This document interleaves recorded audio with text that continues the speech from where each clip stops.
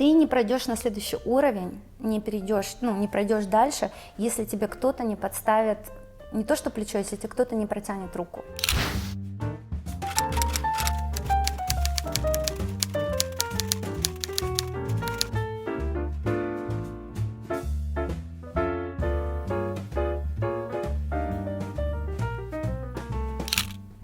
То есть я знаю, что они нас ведут, и я знаю, что у нас есть какой-то определенный у всех сценарий, который может там меняться, да, там, или мы его как-то можем там менять. Но он есть. Я это знаю 100%.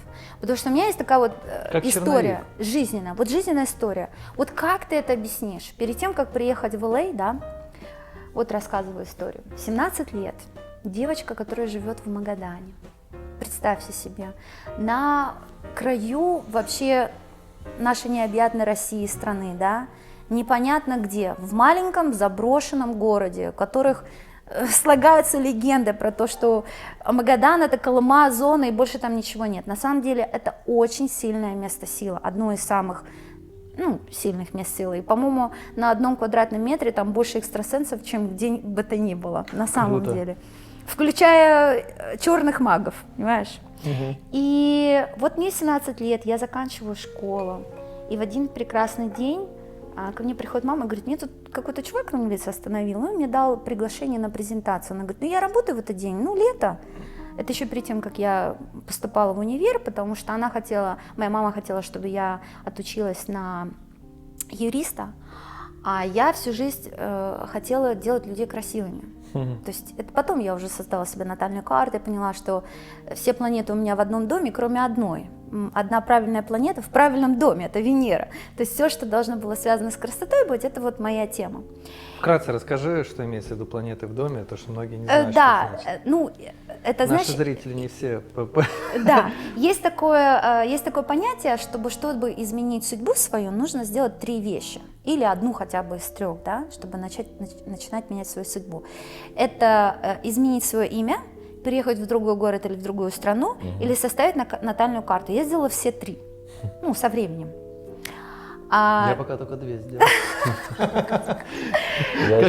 Я одну, смотри, 3, 2, 1. Сначала я составила свою натальную карту, и когда мне мой астролог сказала, что я все правильно делаю, но единственное, что мне нужно сделать, это я вообще просто вот даже в натальной карте написано, что я не должна жить там, где я родилась. То есть у тебя прям вот четким, прям вот прописано, что ты должна жить за границей. Я говорю: где? Она говорит: вообще не важно где, вот ты должна отсюда уехать, понимаешь? А почему за границей? Может, просто я в не другой знаю, город? вот по натальной карте. Нет, она сказала именно за границу. Она говорит: учи иностранный язык. Я считаю, что как раз вот когда мне кто-то задает вопрос, вот в чем смысл жизни, да? Смысл жизни в том, чтобы проживать эту жизнь в удовольствии, в соединении со своей программой. А что такое наша программа? Это взаимосвязь, вот это приобретение вот этого целостного контактно с самим собой. Вообще, мне кажется, мы не только с Богом разговариваем, мне кажется, мы разговариваем с собой оттуда из будущего, понимаешь? То есть вот какая-то вот информация оттуда идет. Если разобрать вот эту квантовую физику, вот это все, я не физик вообще, но я слышала, да, от людей, что мы можем все жить одновременно и существовать во всем, да, в параллельных реальностях. Тот же Interstellar movie, да, то, что мы можем как бы этим апеллировать. Так вот, я что хочу сказать. Иногда мы очень сильно заморачиваемся по поводу того, что там о каких-то там высших мирах там, или еще что-то. Мне кажется, нужно в этой жизни просто быть более определенными. Мы уже getting deep, я чувствую, более определенным. Почему? Потому что если бы мы хотели бы жить там, или каких-то что-то познать оттуда, нас бы оставили там, нам бы не дали жизни бы здесь, правильно? Поэтому, мне кажется, нам нужно быть более приземленными и познать эту жизнь отсюда, из земли. В плане не улетать в духовность сильно? Нет, не то, что не улетать. Для меня духовность, это, как я уже сказала, да, воссоединение со своим высшим «я».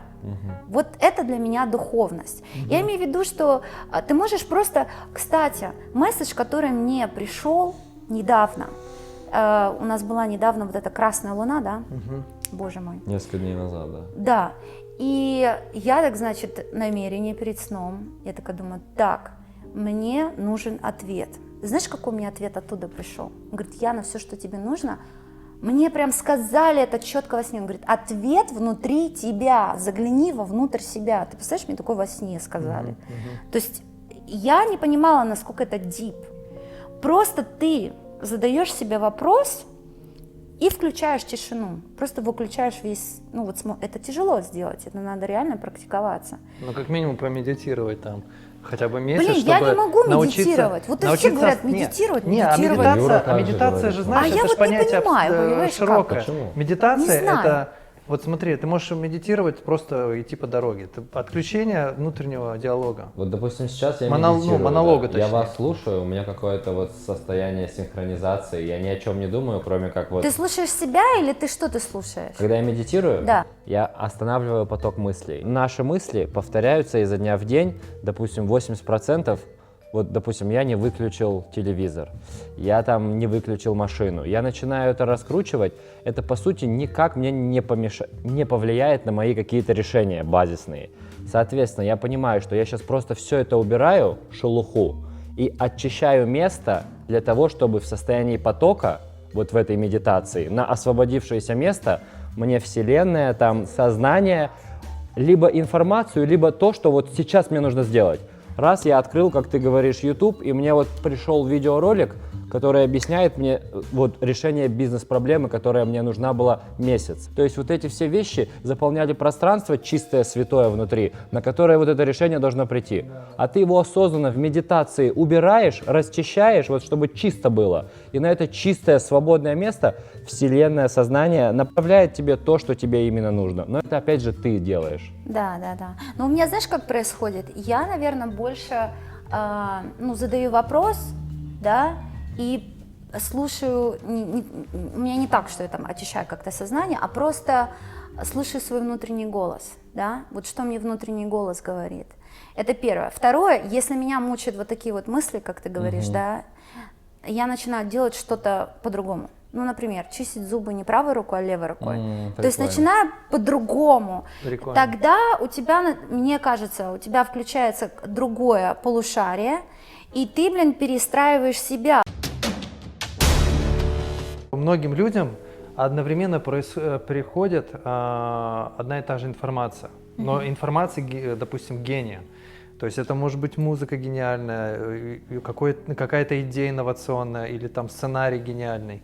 И очень много вот случаев было даже в Голливуде, когда сценаристы там на какие-то кассовые фильмы судились друг с другом, когда люди там, допустим, говорили то, что какая-то была утечка информации, этот сценарий уже был написан и так далее. А люди говорили, да нет, мы сами это все придумали, никакого отношения, даже не знали, что вы написали сценарий. Эти случаи реальные, они бывают. Как ты можешь описать этот феномен, что с нашего вот этого портала сверху приходит информация, и как она на самом деле выглядит, чтобы было понятно о том, что она на самом деле вот эта гениальная идея и талант — это не наша собственность?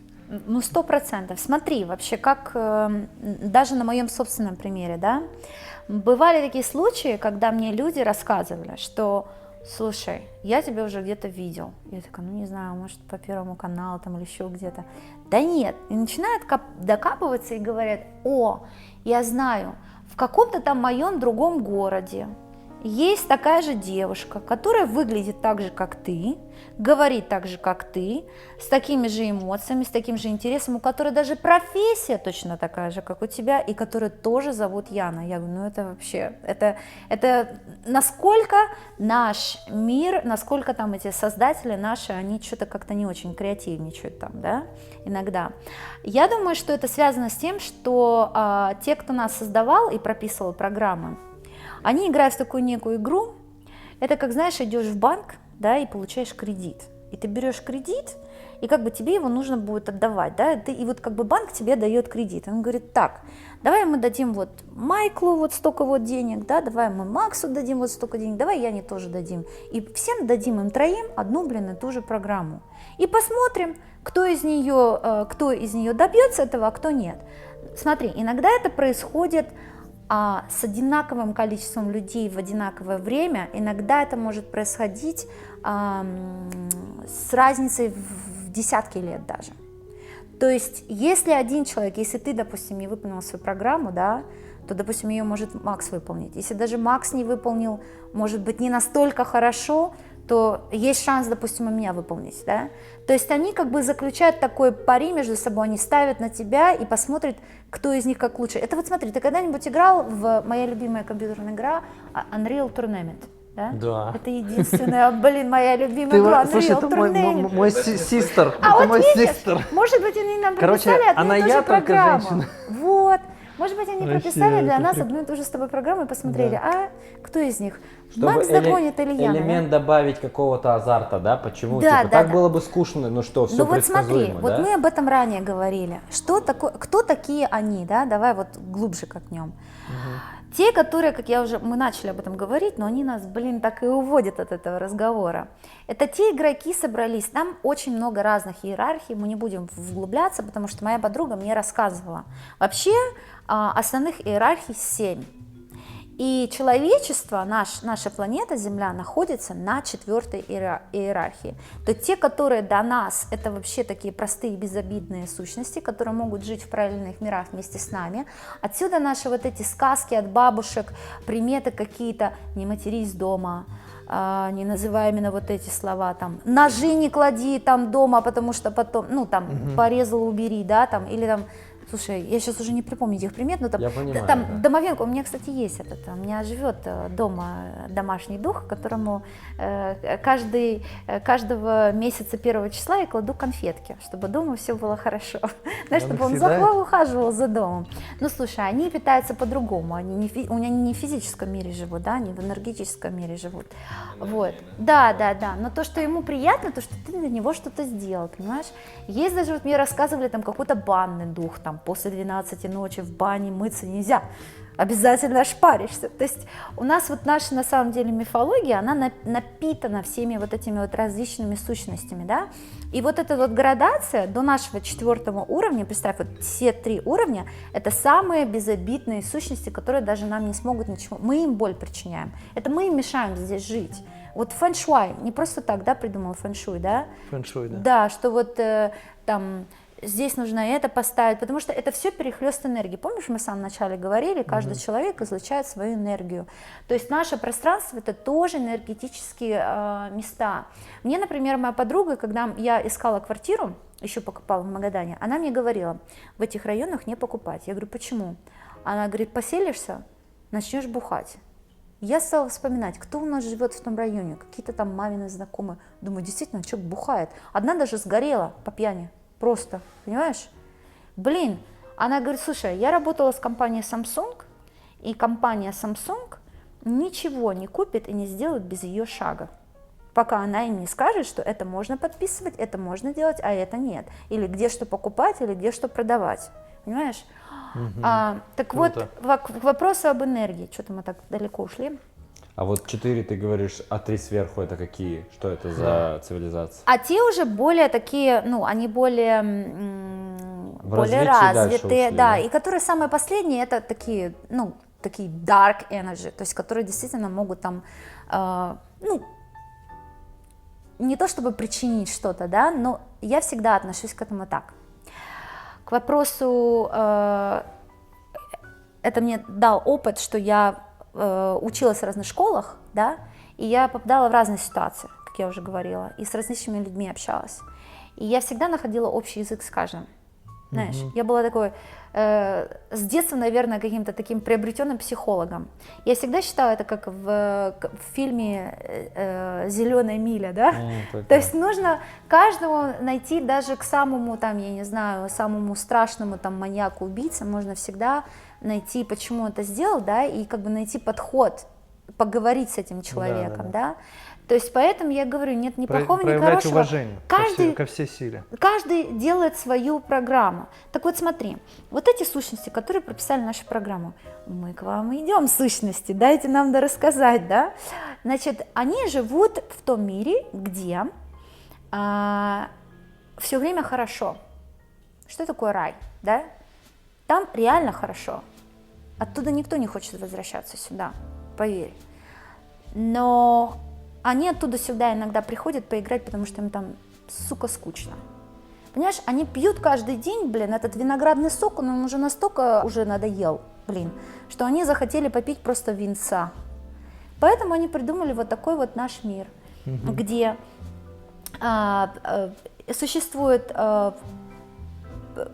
прошлое, настоящее, будущее, да, запихали нас во времени, придумали вот эти голограммы, типа, как бы мы ощущаем себя физически, на самом деле мы себя нифига не ощущаем, как ты говоришь, в фазе мы себя более осознанно представляем, да? Но, помнишь, я говорила, что в самом начале, когда человек рождается, у каждого есть своя прописанная позитивная программа, и это в твоих руках оставить ее позитивной или пойти по негативному пути. Когда мы начинаем идти в негативный путь?